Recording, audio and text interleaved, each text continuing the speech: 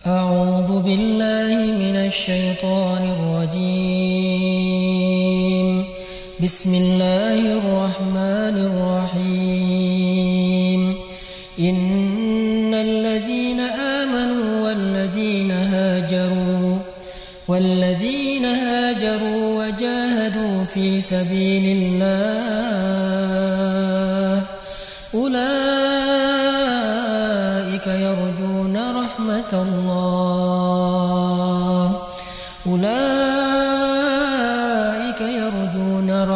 الله والله غفور رحيم.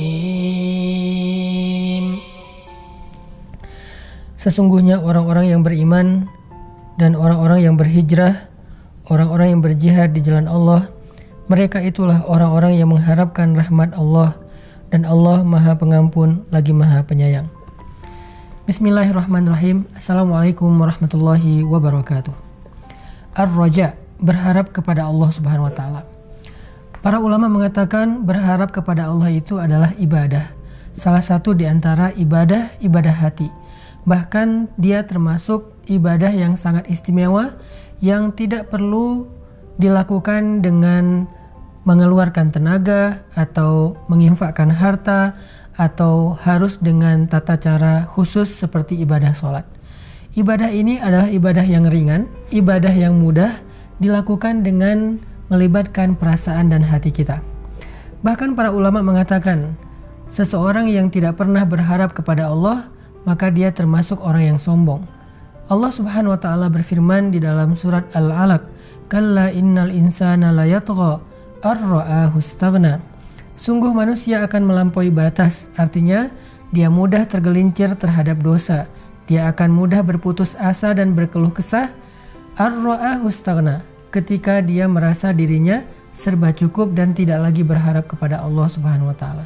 Makanya Allah Subhanahu wa taala mengatakan, Antumul fuqara'u ilallah. Wahai manusia, kalian itu adalah fakir kepada Allah Subhanahu wa taala. Arti fakir di sini sangat membutuhkan Allah Subhanahu wa taala. Sehingga teman-teman yang dirahmati Allah Subhanahu wa taala, coba kita renungkan kembali seberapa besar pengharapan kita kepada Allah Subhanahu wa taala. Makin besar kita berharap kepada Allah akan kebaikannya, rahmatnya, anugerahnya, ampunannya, kasih sayangnya, maka semakin besar ibadah hati kita. Berharap kepada Allah adalah berharap yang tidak mungkin kecewa. Kalau kita berharap kepada makhluk, kemungkinan besar kita akan kecewa. Bukan karena orangnya tidak baik, bahkan orang baik pun bisa membuat kita kecewa. Kenapa?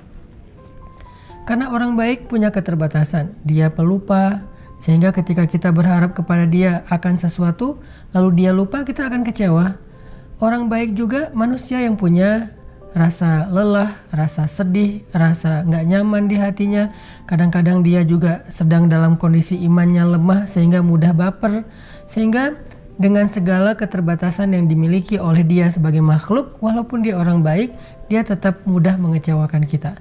Berharap kepada orang tua, kadang orang tua bisa membuat kita kecewa walaupun mereka yang paling mencintai kita. Berharap kepada pasangan juga kadang-kadang mengecewakan kita. Justru semakin besar berharap kepada pasangan, kepada makhluk, kepada manusia, semakin besar potensi kecewa kita dalam hidup. Maka Allah Subhanahu wa taala di dalam surat Al-Baqarah ayat 218 tadi mengajarkan kepada kita satu cara supaya apapun yang kita lakukan kita nggak akan kecewa. Mau itu dengan cara berhijrah, mau itu dengan berjihad, ini dua amal yang sangat berat, hijrah dan jihad. Hijrah itu meninggalkan kota Mekah ke Madinah dengan meninggalkan segala harta benda yang dilakukan kaum muhajirin. Kalau tidak berharap kepada Allah, maka nggak akan mungkin seseorang itu berani berhijrah. Bagaimana enggak? Berhijrah itu berarti dia meninggalkan asetnya, meninggalkan keluarganya, meninggalkan hartanya, meninggalkan semua kenyamanan hidupnya di kota Mekah, pergi ke suatu negeri di Madinah yang dia nggak kenal siapa-siapa di sana, yang dia nggak punya modal apa-apa untuk bertahan hidup di sana. Terus apa yang membuat kaum muhajirin kuat hatinya dan berani melakukan ibadah hijrah ini dengan segala macam resiko dan konsekuensinya? Satu-satunya kekuatan mereka adalah ar-raja'u ilallah. Mereka berharap kepada Allah Subhanahu wa taala. Dan Allah adalah zat yang tidak pernah mengecewakan siapapun yang berharap kepadanya. Dan terbukti setelah kaum muhajirin hijrah ke kota Madinah, Allah tunjukkan kebaikan demi kebaikan dalam kehidupan mereka, kemenangan demi kemenangan dalam dakwah mereka, sehingga Allah benar-benar membuktikan Allah gak pernah ngecewain hambanya yang berharap kepadanya. Kemudian juga jihad. Jihad itu adalah amal yang paling berat, makanya Allah mengambil dua amal ini sebagai sampel, hijrah dan jihad. Jihad juga penuh dengan resiko. Jihad konsekuensinya adalah kematian. Ya, kalau kematiannya kematian yang mudah, bagaimana kalau dia tertangkap oleh musuh, kemudian dia disiksa dan seterusnya. Jihad meninggalkan keluarga yang dicintainya dan mungkin tidak akan kembali lagi selama-lamanya. Apa yang membuat para sahabat mau mengambil semua resiko ini dengan berjihad? Padahal mereka kadang berjihad dalam kondisi-kondisi yang sulit, kekurangan makanan, kekurangan kendaraan. Kadang mereka harus menghadapi musuh yang jauh lebih besar dan lebih kuat daripada mereka secara persenjataan. Mereka harus meninggalkan istri yang baru dinikahinya. Mereka harus meninggalkan anak yang masih kecil dan mereka mungkin tidak akan pernah ketemu lagi dengan keluarga mereka di dunia. Apa yang menjadi kekuatan mereka untuk mengambil semua resiko ini? Ar-Raja, berharap kepada Allah Subhanahu wa taala.